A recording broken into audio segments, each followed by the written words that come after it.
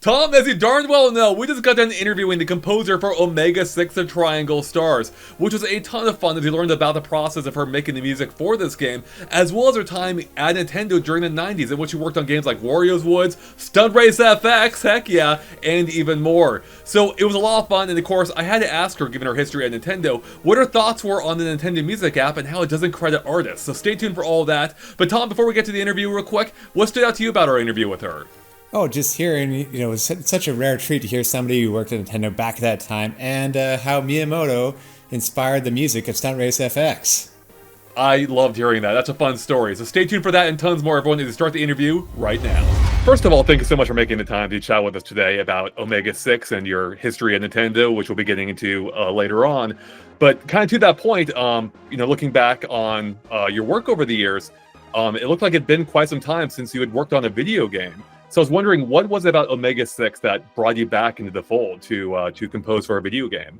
That's pretty simple. Imura-san, he was a senior colleague at Nintendo, and I really got on well with him. I really like him. I really respect him. And if it's his game, then there's no question in my mind. If he asked me to do it, then I just jumped on the opportunity. That's awesome. That's great to hear. So how many songs did you end up creating for Omega 6? And were there any challenges for you returning to composing for a video game after all these years? So I composed 22, 23 tracks, plus some jingles as well. And as for challenges, so Mr. Imamura-san had asked me to compose in the style of the 16-bit, the Super Nintendo. So I was limited. Although nowadays, when you're composing in the modern day for games, there's no limits on the amount of sound channels, samples, etc. that you can use. But back then, we were limited to 8 channels of sound. So that's what I limited myself to when composing for Omega 6. And it was a lot of fun, but it was also quite hard to go back to that method of doing things.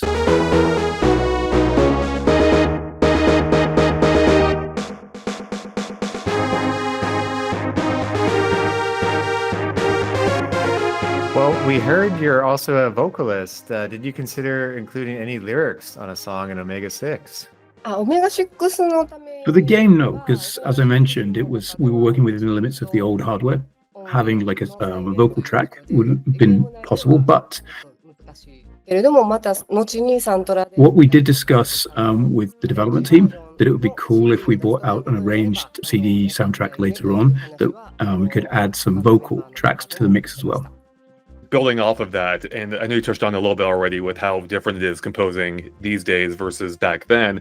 I believe you had mentioned to us, I think, when we were discussing prior to this interview, that you had intentionally used a 16-bit type of style for the soundtrack for Omega 6. Can you tell us just a little bit more about that and how it was to return to that era of song creation? Although, like I said, I was working within the 16-bit hardware, limiting myself to 8 sounds, 8 channels. I wasn't composing on the same tools, the same development environment as I was back in Nintendo. I was using a modern tool set, a modern development environment. However, within that, I was using a plugin, 16-bit plugin that simulates the hardware. And then I limited myself to the 8 sound channels. It's a modern environment with simulated 16-bit environment within that. Using that as a kind of segue to your history at Nintendo, I was curious, given you worked on several projects while you were there, how did you get your start at Nintendo?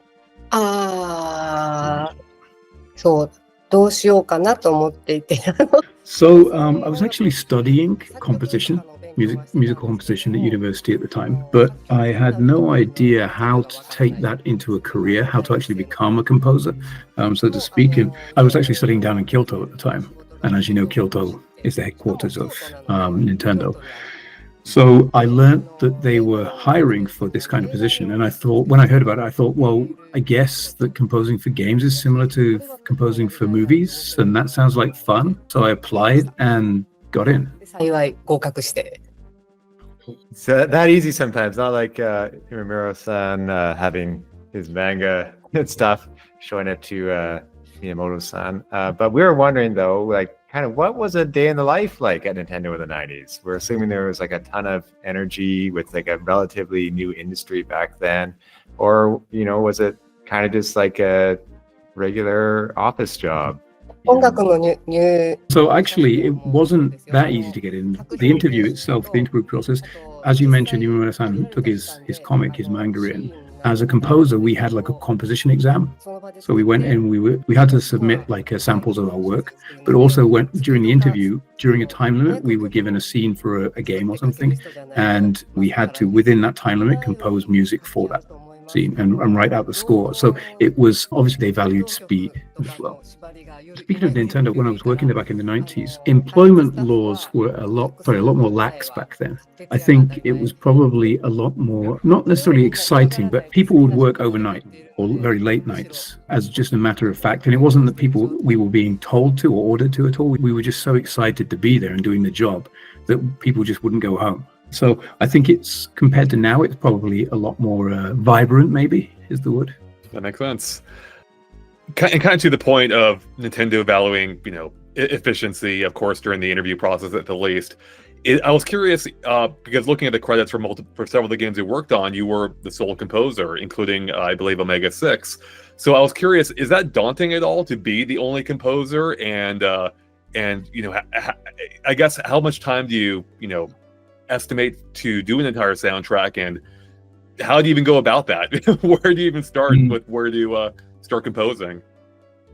プロデューサーの好みだったりとか、ゲームの方向性にもよるんですけど。It really depends on the direction of the music and where to start from. Really depends on the individual producer's taste, what they're looking for, the direction of the game, that kind of thing. And for any composer, I think everybody has their own, they're good at certain soundtracks, certain genres, and not so much at others. So if you end up assigned to genres where you're not particularly good or talented or enjoy, that can be quite tough. And I was quite young back then, so when I was assigned to these, when I had to write a soundtrack in one of these genres, it was a bit tough for me. I've really got to knuckle down and study this now. When you were asking about whether it was tough to compose on my own a single soundtrack, actually, the development period was quite long, so it wasn't too bad at all. And nowadays, although there's probably 2 or 3 people writing a single game soundtrack, back then it was pretty common for one person to work on a single title. So much time over course of development. Still seems tough, though, but we are wondering, taken from a whole soundtrack, what was your favorite single piece of music that you wrote at your days at Nintendo? And is there another perhaps track that you didn't write that you like that's a favorite? そうですね。 So it's a tough one. A single track I composed myself, I'd probably choose Aqua Tunnel from Wild Tracks. I forget the English name again. But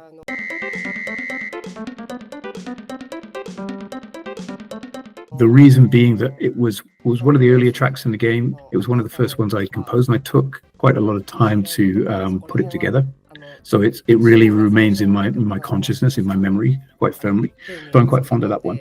If I had to pick a track by somebody else, it would have to be Koji Kondo's Super Mario Brothers. That the theme that plays from the first world, the first stage of the first world.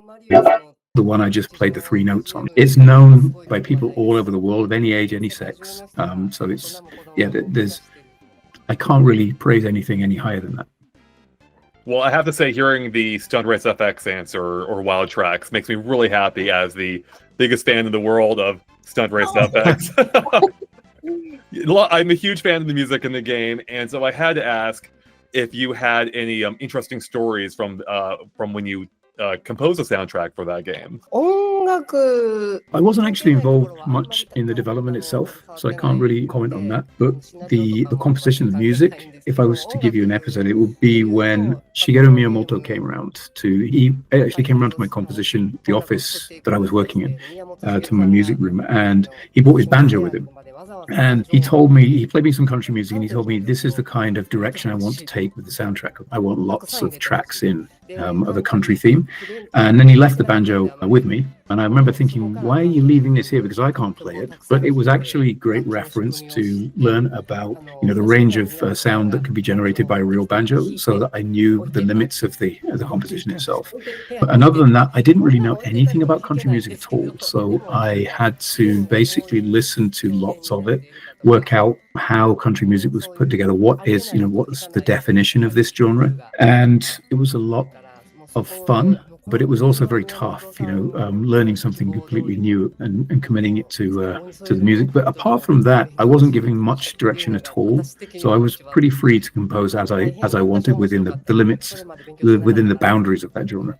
どういう風にするとカントリーらしくなるのかとか。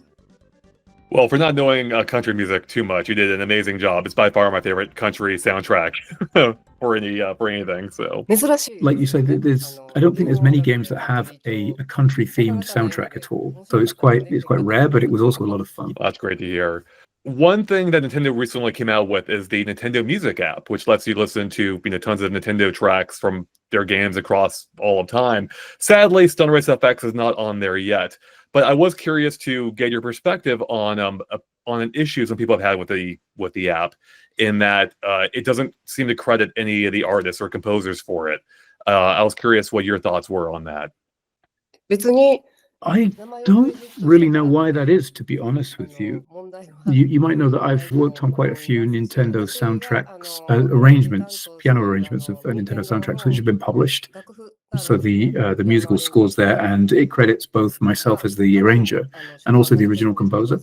So I don't think there's any reason why they can't, that I can think of.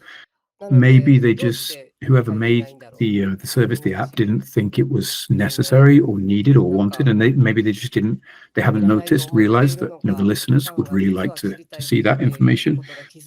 So I can't think why, but it's odd. Yeah. 楽譜は載ってるんで。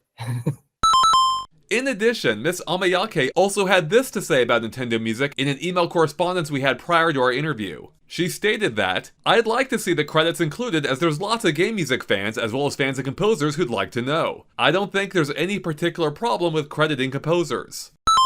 Would you be interested in composing for a future Nintendo title? And if so, what would that be? Or do you maybe have a different kind of goal in mind, such as Mr. Miura had a very different goal to work on a AAA title when we were talking to him?